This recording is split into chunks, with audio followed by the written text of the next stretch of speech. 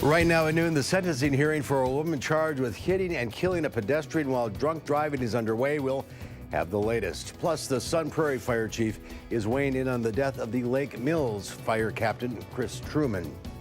And Governor-elect Tony Evers is announcing more members of his cabinet. We'll tell you who. This is News 3 at noon. Good afternoon, everyone. I'm Mark Kane. Thanks for tuning in to News 3 on this Thursday afternoon, January 3rd, 2019. Still hard to say. Let's get to the weather now. Meteorologist Dave Caulfield is here with a look at our first alert forecast, and not looking a lot like January. No, actually a thaw is coming to us over the next couple of days. Temperatures not as cold today with a good amount of sunshine, a few high cirrus clouds on the WISC-TV sky cam overlooking Madison. Up to 31 degrees right now in Mad City. South-southwest wind at 11 miles per hour. It does still feel like the 20s though if you factor in that wind chill, even though that wind is out of the south and west. Some other temperatures up to the freezing point in Mineral Point, 33 in Platteville, up to 35 in Boscobel. That's still about 8 to 15 degrees warmer compared to this time yesterday, and wind speeds, as I mentioned, out of the southwest at about 8 to 15 miles per hour. So temperatures and winds over the next 12 hours, we are staying in the mid-30s, maybe topping off closer to 34 or 35 degrees in Madison before we're not as cold tonight as well, a little bit milder. Air is on the way over the next couple of days. We'll talk about how high those temperatures will go into this weekend in your first alert forecast. We can't have the January thaw yet. No, it just started. We have to wait till later on. Yeah, I'm still writing 2018 yeah, I know. on everything. So we won't call this the January thaw. Not yet. All right. Good enough. We'll see you in a few minutes. Right now at noon, a Wanakee woman charged with hitting a pedestrian while drunk driving is being sentenced. The complaint says 25-year-old Nicole Bruns was drunk when she hit 21-year-old Alexandria Im back in 2017. Officers say Bruns then left the scene of the crash. Police say Im suffered multiple injuries and eventually she died weeks later from a blood clot caused by those injuries. Police say when Bruns was arrested, her blood alcohol content was 0.149. She is charged with multiple counts, including homicide by intoxicated use of a vehicle. A Mount Horeb man is in the Dane County Jail after being arrested for his fifth OWI. The Dane County Sheriff's Office says 37-year-old Tony Clare was driving west on Mineral Point Road when he crashed into another car. A woman and a child in a car seat in that other car were not injured in the crash. Authorities say after the crash, Clare's car kept driving, crossing the center line and crashing into a ditch. He ran from his car and was found hiding more than a quarter mile away from the scene of the crash. The Sheriff's Office says Clare's BAC was 0.14, which is 7 times the legal limit for someone who has already had 4 OWI offenses. The man accused of killing a Lake Mills Fire Department captain while driving drunk on New Year's Eve is scheduled to make his first appearance in court today. 28-year-old Samuel Kremers of Columbus is expected to be formally charged in Dane County Court this afternoon. He was arrested by Monona police on tentative charges of homicide by intoxicated use of a vehicle after crashing into Captain Chris Truman on the Beltline. Truman had stopped on the side of the road to help a woman who had lost control of her car while driving in the snow. He later died from his injuries at the hospital. Meanwhile, other departments across southern Wisconsin are coming together to remember Captain Truman. Sun Prairie's Fire Chief Christopher Garrison says he feels for the Lake Mills Fire Department, especially after his department went through a loss of their own. Sun Prairie Fire Captain Corey Barr was killed while responding to that gas leak that resulted in an explosion and leveled part of downtown Sun Prairie. Fire Chief Garrison says the firefighting and emergency personnel community is a family. No matter where it is, it just doesn't mean Sun Prairie. It translates throughout the whole fire. And honestly, fire, police, EMS, sure, we're all in this together. Barr and his fellow firefighters saved many lives that day by evacuating the area before the explosion. Governor-elect Tony Evers is naming more members of his cabinet today. Andrea Palm is his pick to serve as Secretary of the Wisconsin Department of Health Services. She's a former Obama administration official. Representative Peter Barca will be the Cabinet Secretary for the Department of Revenue. Secretary of Safety and Professional Services will be Dawn Krim. Emil Amundsen is the Secretary of the Department of Children and Families, and State Senator Caleb Frostman will lead workforce development. The House and Senate have convened for the 116th Congress with the most diverse class of lawmakers in history. The House is returning the first woman to the Speaker's office as Democrats take the majority with a large class of freshman lawmakers. It's also the first new Congress to convene during a partial government shutdown, now in its 13th day over Trump's demands for money for a southern border wall. Nancy Pelosi, the Democratic leader, is pledging broadly to make Congress work for all Americans. A Michigan man imprisoned in Moscow has been able to meet with the U.S. ambassador to Russia. John Huntsman visited the facility and 48-year-old Paul Whelan yesterday. Whelan's from just outside of Detroit and has been working for an auto parts company since 2017. His family says he was in Moscow for a wedding and he's innocent. Russian media is quoting an unnamed source in the Russian Special Services saying Whelan tried to recruit a friend and to obtain information about Russian departments and services. The U.S. State Department is not happy. It took nearly a week before U.S. officials were allowed access to Whelan. We've made clear to the Russians our expectation that we will learn more about the charges, come to understand what it is he's been accused of, and if the detention is not appropriate, we will demand his immediate return. Whelan's detention has raised speculation that Russia is retaliating for the arrest of a Russian woman in Washington, D.C. on spy charges. There's more to come on News 3 at noon. Up next, we'll see what Howard's working on in the Mr. Food Test Kitchen. If you've made a New Year's resolution to eat better, lose weight, or cook up something good and hearty every day for your family, today's dish does it all.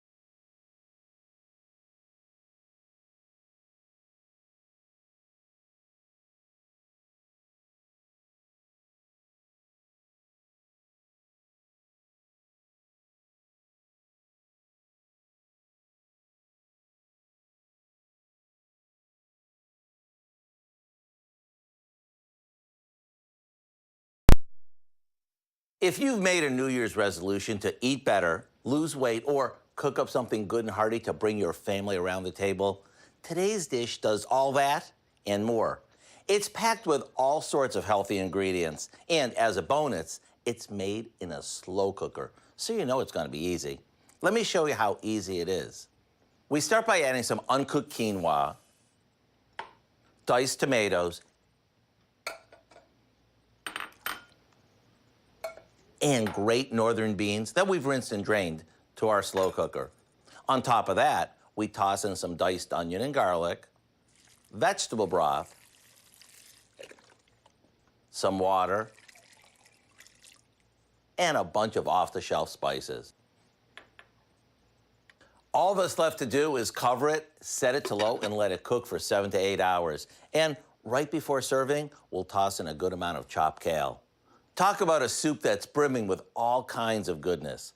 The quinoa and beans are packed with protein. The kale is a great source of fiber, and the tomatoes are a super antioxidant. All that, plus it tastes amazing. To get the recipe for our healthy slow cooker comfort soup, all you have to do is visit our website.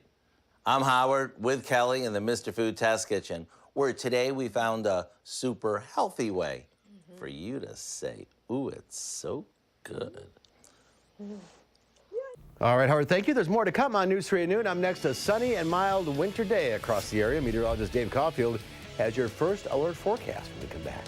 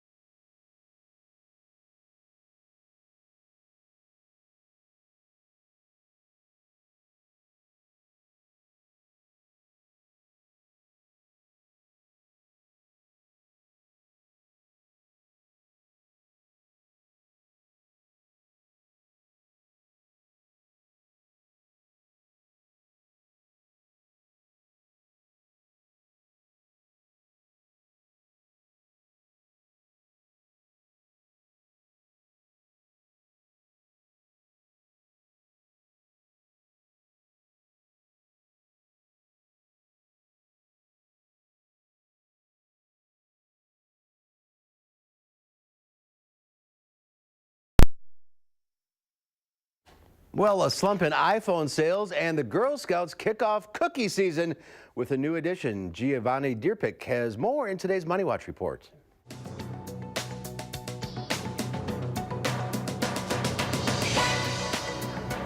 Apple is warning shareholders that fourth quarter sales would miss the mark due to weak demand for iPhones in China. Apple expects revenue of $84 billion for the quarter, almost a tenth lower than analysts expected. The number of people applying for mortgages has dropped. According to the Mortgage Bankers Association, applications went down almost 10% for the last week of 2018. That's despite mortgage interest rates dipping to their lowest level since September. Industry analysts believe the drop could be linked to the government shutdown, which is delaying processing of FHA loans. Air travelers who scored a massive deal thanks to an airline's mistake will get to keep their ticket. A travel blogger first reported that Cathay Pacific accidentally offered the $16,000 business class fare for a $675 economy price. The flight was from Vietnam to New York. The airline decided to eat the mistake and tweeted that it would honor the quote-unquote very good surprise special. And it's the start of Girl Scout cookie season, but you may not have to kick your New Year's resolutions to the curb entirely. The Girl Scouts are starting sales with a new gluten-free caramel chocolate chip cookie. The chewy cookie features semi-sweet chocolates, caramel, and sea salt. The Girl Scouts first introduced gluten-free cookies to their lineup in 2015. And that's your CBS Money Watch report. For more, head to cbsmoneywatch.com. At the CBS Broadcast Center, I'm Giovanna Derpick. Giovanna, thank you. The Dow Industrials down 443 points on that Apple news. The NASDAQ down 130. Let's check in now with Q6 Farm Director Pam Yankee. A rough day on Wall Street. Yeah, and I'd be talking about different types of apples in my corner of the world, so that might be the better market today. We're actually holding pretty firm on the midday as far as Chicago is concerned, Mark, and that is good news.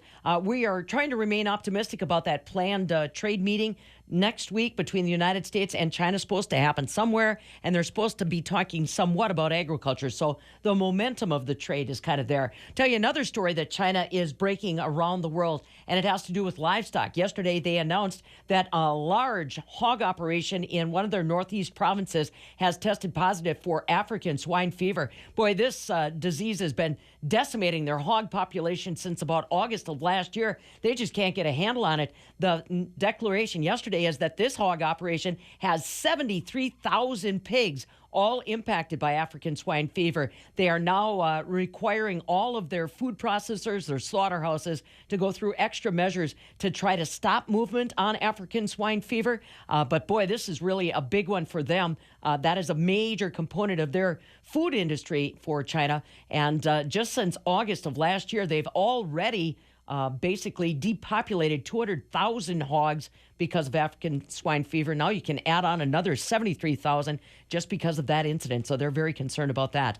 Like I said, our grain trade in Chicago today, pretty quiet. I did glance over my shoulder just a second ago. I see that fluid milk contracts are now about a penny lower. They had been trading about 4 cents higher going into the midday, but little cooling off, but we still have time to turn that around. Barrel cheese today in Chicago is unchanged at $1.30 1/4. 40-pound block cheese also unchanged at $1.41 3/4. And the AA butter today, that one's up 3 1/4 cents to close at $2.25 a pound. So still getting a little maybe post-holiday baking or something going on out there to help out our butter market. And supplies are getting drawn down, not just here, but around the world. But yeah, like I said, 73,000 hogs in that one farm, Mark, that's gotten hit in China. That's a whopper. That's one that the world's going to be talking about for a while. Yeah, keep an eye on that, that's for sure. All right, Pam, see you later. Yep. Dave Caulfield now with a warmer forecast. Yeah, temperatures are going to be warming up over the next couple of days, Mark, and that means that the snow that is on the ground, about 2 to 3 inches still across much of southern Wisconsin, with more just to the north of Madison. A lot of that is probably going to say sayonara over the next couple of days, with highs in the low to mid 40s, especially as we get into Saturday and Sunday and Monday. Those temperatures are staying near 40 degrees, and we are well above normal in the high temperature department for each of the next 10 days. So a very long stretch of above normal temperatures is on the way to southern Wisconsin. And theoretically, folks, the folks at CPC, the Climate Prediction Center, are thinking that this could last much of the month of January, much of the start of this year in Wisconsin. We are kind of shaded in the above normal temperature section of the temperature outlook for January 2018. So if you were thinking that maybe the snow was a harbinger on New Year's Eve of things to come this year, maybe not. We'll still have some active weather. However, it could be more of the mixed precipitation that really nobody likes across the area. Freezing rain, it can go away and not come back. Unfortunately, we may have some of that to deal with as we head into the start of next week. Downtown Madison, though, no freezing rain showing up on the Edgewater Skycam. Lots of sunshine. Forecast high today of 34, so about 5 to 10 degrees above normal for this time of year. We've had some higher cirrus clouds move in, a slight disturbance to the north of us, but I doubt that's going to affect much of southern Wisconsin into the rest of this afternoon. I think mostly sunny skies are going to remain. To the north, closer to the UP and Rhinelander, a little bit of snow and mixed precipitation showing up on radar, and some light flurries are starting to show up just a little bit north and east of Madison, closer to Watertown, but I doubt a lot of that is actually going to hit the ground. So we don't need to worry about that for today. Temperatures are already in the 30s, about 8 to 12 degrees warmer compared to this time yesterday. Wind speeds helping to bring some of that warmer air, and it will be with us for a while out of the south and west at about 8 to 15 miles per hour. So future track is staying pretty quiet over the next couple of days. We won't be as cold tonight with temperatures falling into the mid-20s. Then as we head into tomorrow, those temperatures are going to be close to 40. Some clouds, maybe some fog could greet us to start Saturday, but I think that gets out of here quickly, and those high temperatures are in the low to mid-40s for much of the weekend. Now we could be dealing with a couple of snow showers and rain showers late on Sunday into Monday, and some of that rain could change back over to snow later on Monday. Chance of flurries on Tuesday, and then we are heading into Wednesday with temperatures in the mid-30s before we do possibly touch 40 as we head into next Thursday. All right, break out the shorts, I guess. Yeah. All right, Dave, thank you. Up next at noon, Marissa DeGroot is here with our pet of the week. We'll meet this young lady, Cookie. When we come back, stay tuned. She's a blast.